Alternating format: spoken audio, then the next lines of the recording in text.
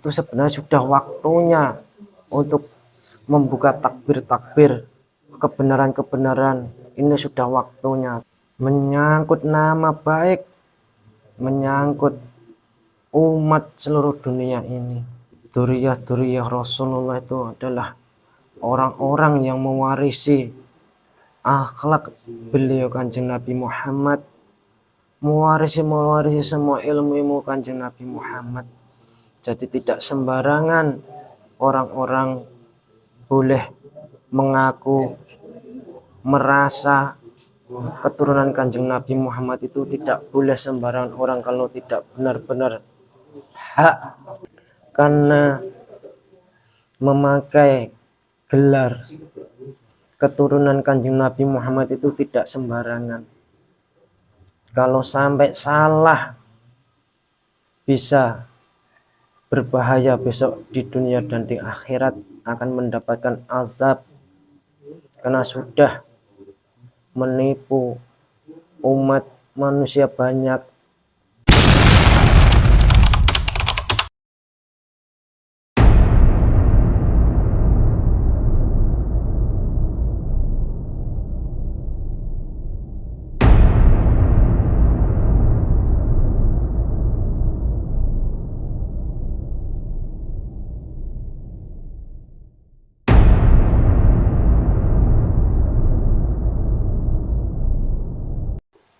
Assalamualaikum warahmatullahi wabarakatuh. Pada para pemirsa dimanapun Anda berada, jumpa lagi dengan kami tim Padepokan Putra Bengawan. Melanjutkan konten-konten sebelumnya, kali ini tim mengadakan proses mediumisasi, yaitu membahas tentang dzurriyyah Rasulullah yang ada di negeri kita, negeri Nusantara. Mudah-mudahan nanti ada gaib yang diizinkan hadir untuk menjelaskan sepak terjang sejarah masuknya dzurriyyah Nabi di Nusantara. Langsung saja,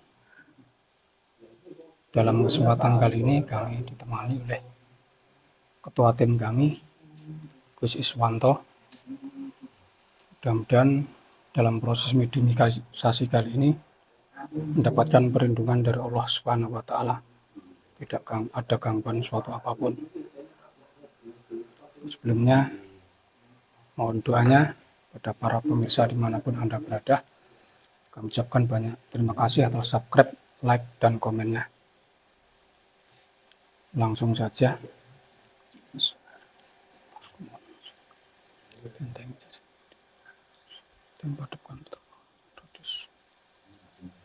Izin Kurkam Sang Yang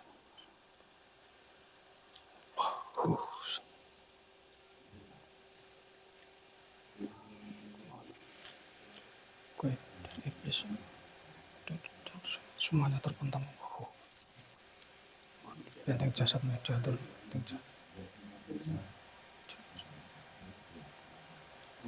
tidak berefek buruk pada jasad mediator. Kodam-kodam yang ada dalam terkunci dengan izin Kurkam Sang Yang Mulia. Allah kemohon dihadirkan gaib yang mengetahui tentang sejarah dzurriyyah Nabi yang ada di negeri Nusantara.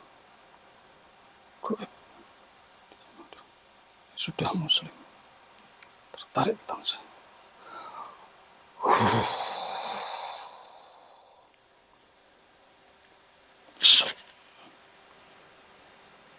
Pendompleng penyusup langsung seru dengan izin guru muslim.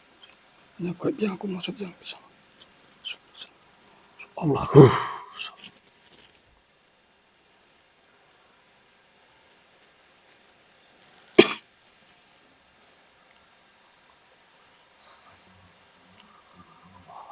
Disinkronkan dengan jasad mediator.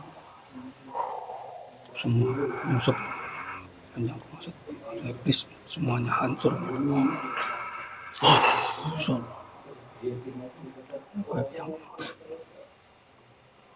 Assalamualaikum. Waalaikumsalam warahmatullahi wabarakatuh. Kita suara keraskan Allah. Yang keras ya, Mbah. Mohon maaf, ini golongan apa ini? Roh Roh dari kayangan. dari kayangan. Kok sudah salam atau sudah masuk Islam? Sudah. Mohon maaf ya, Mbah. Ini saya protek dulu, berhubung ini adalah SOP kami untuk menghindari para penyusup. Jika makhluk ini berbohong dengan izin langsung, maka secara otomatis terpotong-potong Allah. So, kalau boleh tahu dari kayangan tingkat berapa, Mbah? 10. 10. Ya. Tadi sedang apa, Mbah, ketika kami panggil? Lagi ibadah. Ibadah. Kenapa kamu mengganggu saya? Mohon maaf, Mbah, ini sekedar ingin dialog sebentar. Mungkin ini tadi sudah request dari ketua tim untuk menjelaskan tentang dzurriyyat Nabi yang ada di Nusantara.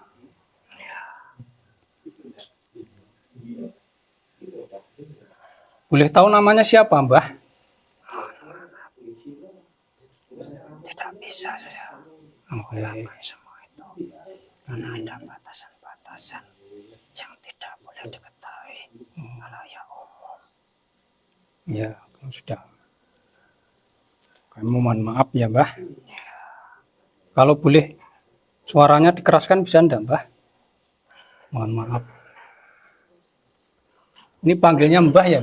Enggak apa-apa ya, Mbah? Ya. Sebenarnya saya itu jarang berbicara. Anda ini laki-laki atau perempuan? Laki-laki. Sebenarnya kamu kurang sopan mengundang saya ke sini. Sebelumnya mohon maaf, Mbah. Berhubung ternyata yang hadirkan Anda, sebenarnya kan kami juga mengundang yang gaib yang bisa menerangkan tentang silsilah dzurriyyah Nabi yang asli di Nusantara. Berhubung Anda yang hadir, berarti Anda kan yang diizinkan, Mbah. Mohon maaf sebelumnya. Iya. Ya, nanti yang bisa saya sampaikan hanya sebatas yang boleh diberitahukan. Ya. Karena tidak semua harus diungkapkan. Nanti karena pada waktunya akan ditambahkan sendiri, akan tahu dengan berjalannya waktu, akan terungkap semua pembatasan-pembatasan kalau sudah waktunya. Jadi diharapkan harus agak bersabar. Karena semua itu ada aturan-aturan. Tidak semua itu untuk menuruti semua kehendak-kehendak seseorang. Karena semua itu ada rahasia-rahasia yang belum pada waktunya diungkapkan. Sebelumnya saya mengucapkan banyak terima kasih, Mbah. Ya. Sebuah mungkin masukan buat kami. Ya. Sehingga kami lebih berhati-hati lagi Ya. dalam menyikapi segala hal. Jadi kalau menghadirkan sosok-sosok orang-orang yang dipilih, itu jangan pakai nafsu. Harus dijaga, ditata adab sopan santunnya. Karena semua itu walaupun dengan izin beliau harus ada kaidah-kaidah yang harus terpenuhi. Tidak asal memanggil dengan izin beliau. Ya. Terima kasih sekali, Mbah. Ada masukan, ada nasihat. Mungkin ini adalah bentuk dari pelajaran kami. Ternyata segala sesuatu itu kalau dirinya nafsu, ternyata hasilnya nggak bagus ya, Mbah. Iya, saya ini cuma mengingatkan saja, tidak bermaksud apa-apa. Ya. Karena kamu itu juga termasuk jamaahnya beliau. Jadi saya itu mempunyai kewajiban untuk mengingatkan. Sebelumnya ini mau suguhan enggak, Mbah? Saya tadi sudah berbuka. Sudah berbuka. Iya. Jadi perut saya agak kenyang. Yang kamu perlukan menghadirkan saya ke sini apa tujuan? Gini, Mbah. Kami tim Padepokan Putra Bengawan. Iya. Mohon penjelasan lah sebatas yang diizinkan ya, Mbah. Iya. Tentang ada tidaknya lihat Nabi di Nusantara ini. Ya Mungkin ada. Mungkin bisa dijelaskan, Mbah. Berarti sejarahnya dulu bagaimana? Berarti kan Mbah sudah tahu kan? Mungkin. Iya, sedikit-sedikit. Karena terkadang ada sesuatu batasan yang tidak boleh diungkapkan. Karena perlu ada waktunya. Ya seperti gejolak-gejolak di kalangan manusia ini sudah mulai merebah. Masalah perdebatan-perdebatan, duriah-duriah keturunan-keturunan beliau Kanjeng Nabi Muhammad yang diperdebatkan manusia-manusia itu sudah mulai terdengar di alam kayangan. Itu sebenarnya sudah waktunya untuk membuka takbir-takbir kebenaran-kebenaran. Ini sudah waktunya, tetapi saya itu tidak mempunyai hak untuk membuka selebar-lebarnya. Terbuka tidak boleh. Itu nanti ada waktunya yang mempunyai tugas untuk membeberkan itu semua. Karena ini menyangkut rasa, menyangkut nama baik, menyangkut umat seluruh dunia ini.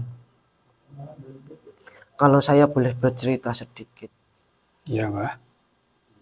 Duriyah Rasulullah itu adalah orang-orang yang mewarisi akhlak beliau Kanjeng Nabi Muhammad, mewarisi semua ilmu Kanjeng Nabi Muhammad.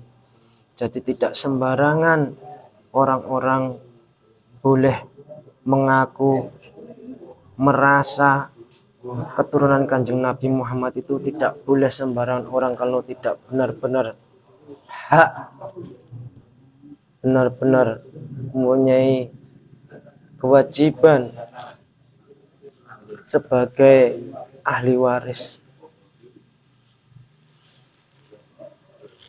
Karena memakai gelar keturunan Kanjeng Nabi Muhammad itu tidak sembarangan. Kalau sampai salah bisa berbahaya besok di dunia dan di akhirat, akan mendapatkan azab karena sudah menipu umat manusia banyak. Dan siapa yang akan bertanggung jawab? Sebenarnya duriyah beliau Kanjeng Nabi Muhammad itu bukan orang yang tenar, malah kebanyakan beliau itu malah tidak dikenal.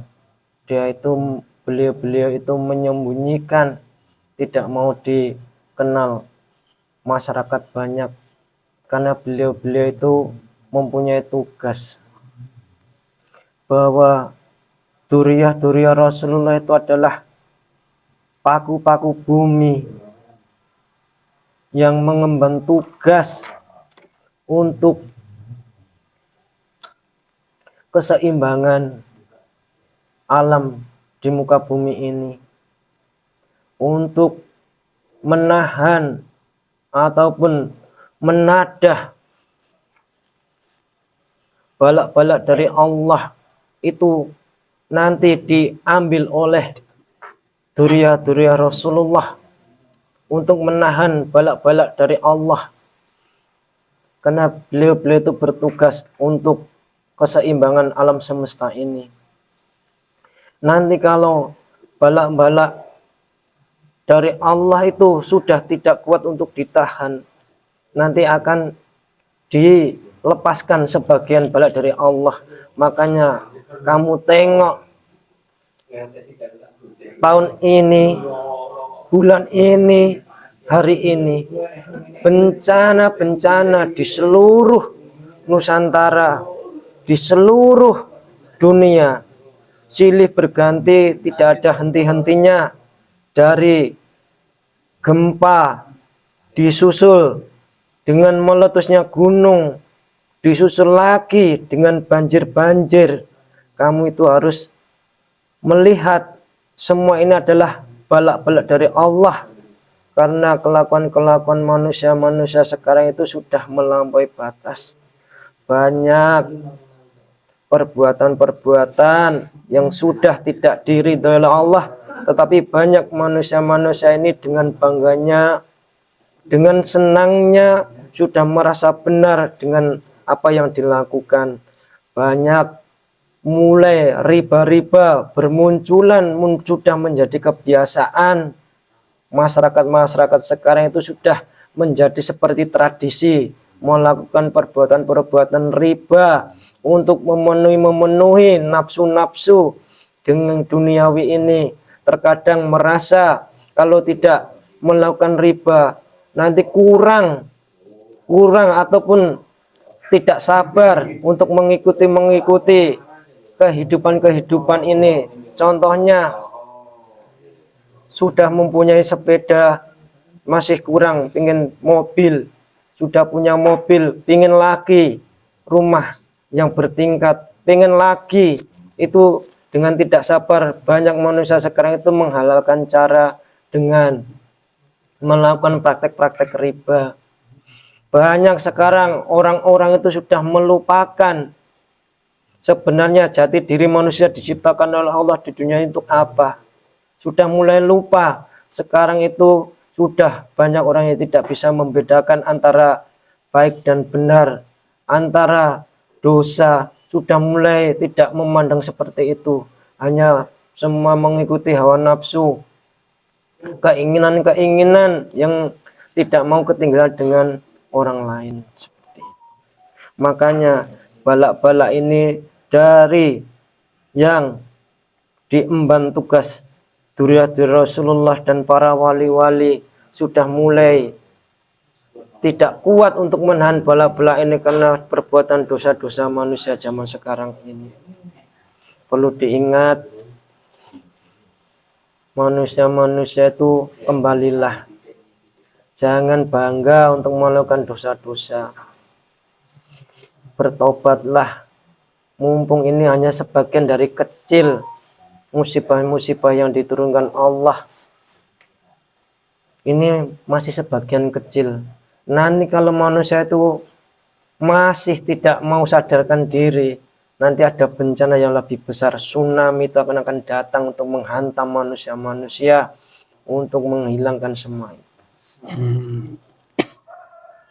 Jadi Duriyah Rasulullah itu tidak gampang, tidak mudah, dan tidak diinginkan sebenarnya, karena itu sudah hanya menjalankan takdir yang diberikan Allah kepada beliau-beliau yang digariskan menjadi Duriyah Kanjeng Nabi Muhammad.